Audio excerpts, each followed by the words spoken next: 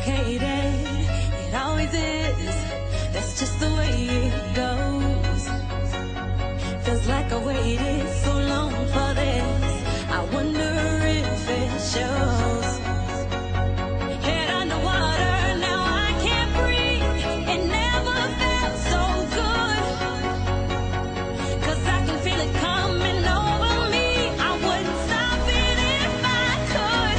Will I take over? Yeah. You know you can't deny. Will I take over? Yeah. 'Cause something's here tonight. Give me a reason. I gotta know. Do you feel it too? Can't you see me here on overload? And this time I L'autre côté pour Gilles Montandon.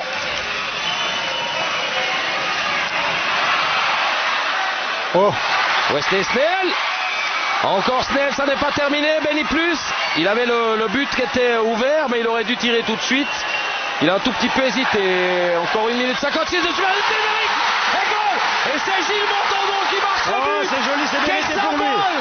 Quel symbole Et extraordinaire. Berne en vacances, magnifique. Quel symbole extraordinaire au-delà de notre joie, parce que je vous jure que nous ne sommes pas très contents que Berne ne participe pas à la suite de ce championnat. Berne a été la meilleure équipe du championnat. Ça a été l'équipe qui a marqué le plus de buts. Ça a été l'équipe la meilleure au niveau défensif. Et ce soir, elle subit la loi de Fribourg-Gotteron. Fribourg-Gotteron qui a réussi l'exploit ce soir, il a concrétisé, il a conclu cet exploit. Il jouait ce soir les Fribourgeois pour plier l'affaire en quart de finale contre les Lions de Zurich. Philippe von Bourg. Cet homme est un héros, Julien Sprunger, 23 ans, auteur des 3 buts qui ont permis à Fribourg-Gotteron de battre ce soir les ZSC Lions pour la 4e fois consécutive et d'accéder ainsi, comme l'année dernière, dans le dernier carré du championnat suisse de hockey sur glace. Pourtant, car tout finit toujours par arriver, pour la première fois depuis le début de la série, Zurich menait au score sur la glace ce soir à Saint-Léonard, grâce à Thibaut Monet qui inscrit le 1-0 à la 15e minute après un relais avec Trudel. Bel effort de l'attaquant roman des Lions qui prend la défense fribourgeoise à revers. Comme mardi soir, le gardien Soulander est laissé au repos pour que Zurich dispose de tous ses attaquants étrangers sur la glace. Et ces derniers mettent la pression sur Caron. Tir de Trudel, déviation de Pitis. Le sauveur québécois de Gotteron a du boulot. Un peu plus tard, il a encore le réflexe nécessaire sur une tentative de Gardner.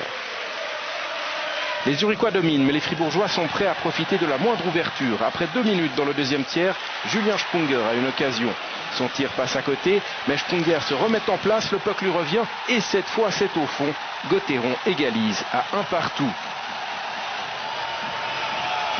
La passe pour Sprunger étant évidemment l'œuvre de son meilleur compère, Bikov. Zurich, guère perturbé, reprend sa marche en avant. Gardner pour Sushi. Le tir du Slovaque rebondit et Ryan Gardner est au bon endroit pour en profiter. Les Lions reprennent l'avantage 2-1 à la 28e minute. Caron, impuissant, voit le palais s'échapper. Quoique le Québécois a quand même failli l'empêcher de rentrer. Dans la 3e période, Zurich contrôle, Gotteron fatigue.